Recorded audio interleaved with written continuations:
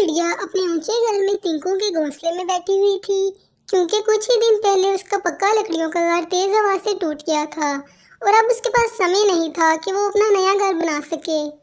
पास ही एक कौवा और एक कव्वी रहते थे, जिनका घर पक्का था और लकड़ियों से बना था। कालू जी, पूरे 4 बच्चे निकले हैं इस छोटी चिड़िया के अंडों से, और तुम्हें तो पता है वो चिड़िया आसपास का सारा दाना खा जाती है, और अब अगर उसके बच्चे बड़े हो गए तो फिर तो हमें भूखा ही मरना पड़ेगा, और मेरा जग्गू कैसे भूखा रहेगा। हाँ गोरी, मुझे भी यही चिंता खाए जा रही है। अब तो इस चिड़िया का कुछ करना ही होगा। मेरे पास एक उपाय है, तुम जग्गू का ध्यान रखना और मैं जाता हूँ चिड़िया के पास। और फिर कालू कौवा चिड़िया के पास जाता है। चिड़िया बहन, कैसी हो? क्या हो रहा है? कालू भैया, मैं तो दाने की खोज में जाने ही वाली थी, मेरे बच्चे भूखे हैं। चिड़िया बहन, आजकल जंगल में चील आई है, अगर उसने तुम्हारे बच्चे देख लिए तो वो तुम्हारे बच्चों को खा जाएगी। तुम जब भी दाने की तलाश में जाओ, अपने बच्चों को मेरे घर छोड़ जाया करो। मैं तुम्हारे बच्चों का बहुत ध्यान रखूंगा और इसके बदले तुम मेरे लिए दाना ले आना। चिड़िया ये सोचकर बहुत खुश हो जाती है और दाने की खोज में निकल जाती है। अब तो इन बच्चों को चील खा जाएगी, मगर चील को कैसे पता चलेगा? मैं ऐसा करता हूँ, गोरी को जाकर कहता हूँ कि वो चील को बता आए कि बच्चे अकेले हैं, वो आकर इन बच्चों को खा ले। फिर कौवा उसी समय गोरी के पास जाता है। गोरी, जल्दी जाओ, अपनी सहेली चील को बुला लाओ कि वो आकर चिड़िया के बच्चों को खा ले। कालू जी, मैं चील को बुला लेती हूँ, तुम जग्गू का ध्यान रखना। फिर गोरी चील को लेने चली जाती है और उसे चील का घर पता था। वो नदी को पार करके चील के पास गई। वो अभी थोड़ी ही दूर थी, उसने देखा कि चील उधर बैठी एक कौवे को मारकर खा रही थी और मजे कर रही थी। अरे ये क्या, मेरी सहेली तो कौवे भी खाती है, लगता है मेरी सहेली इसीलिए बनी होगी मुझे खाने के लिए। और फिर गोरी कौवी वहां से भाग जाती है।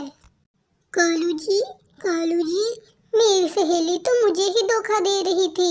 मैं जब गई तो वो मेरे जाने तक एक कौवे को खा रही थी और मैं उसी वक्त वहां से भाग आई। गोरी कौवी, अब हम चिड़िया के बच्चों को कैसे मारेंगे? अगर इन बच्चों को हमने खुद मारा तो चिड़िया को पता चल जाएगा। और फिर रात हो जाती है। कौवा और कौवी अपने बच्चे के साथ सो जाते हैं, चिड़िया भी अपने बच्चों के साथ सो जाती है। और फिर दूसरे दिन चिड़िया अपने बच्चों को लेकर कौवे के घर जाती है। कौवे भैया, दरवाजा खोलें, मैं अपने बच्चों को आपके घर छोड़ने आई हूँ, मुझे भोजन देने जाना है। कालू जी, अब क्या करें, ये चिड़िया तो अपने बच्चों को घर तक ले आई। गोरी कौवी, एक बार इन बच्चों को अंदर तो आने दो, फिर हम देख लेंगे इन बच्चों का क्या करना है। फिर कालू दरवाजा खोलता है और चिड़िया घर के अंदर चली जाती है। कालू भैया, आप आए ही नहीं थे, मुझे देर हो रही थी, मैं इसलिए बच्चों को आपके घर ले आई। हाँ चिड़िया बहन, जाओ, शाम को भोजन लेती आना हमारे लिए। फिर चिड़िया वहां से चली जाती है। कालू जी, अब क्या करें इस चिड़िया के बच्चों का? अरे चुप करके बैठो, अब अगर शोर किया तो मैं तुम सबको चील के हवाले कर दूंगा। कुछ समय के बाद चिड़िया भोजन ले आती है। कालू भैया, ये ले भोजन, बस इतना ही मिला था, इसमें से मैंने आधा आपको दे दिया और आधा मैंने अपने लिए रख दिया। और फिर चिड़िया अपने बच्चों को वहां से लेकर चली जाती है। चलो ये तो अच्छा हो गया, कौवा थोड़े से भोजन के बदले में मेरे बच्चों का ख्याल तो रखता है। लेकिन चिड़िया ये सब ऊपर ऊपर से कह रही थी, हकीकत वो जानती थी कि कालू कौवा उसको और उसके बच्चों को मारने के उपाय ढूंढ रहा है और वो सब नाटक कर रहा है। कालू जी, दिन रात गुजरता जा रहा है और चिड़िया के बच्चे बड़े होते जा रहे हैं। अगर चिड़िया के बच्चे बड़े हो गए तो वो सारा दाना खा जाएंगे। फिर जोरदार बिजली चमकती है और बारिश शुरू हो जाती है। कालू जी, बाहर तो बारिश शुरू हो गई है। गोरी कवि, जो हम ना कर सके वो इस बारिश ने कर दिया। अब तो भीगेंगे चिड़िया के बच्चे और मरेंगे। बारिश बहुत तेज है।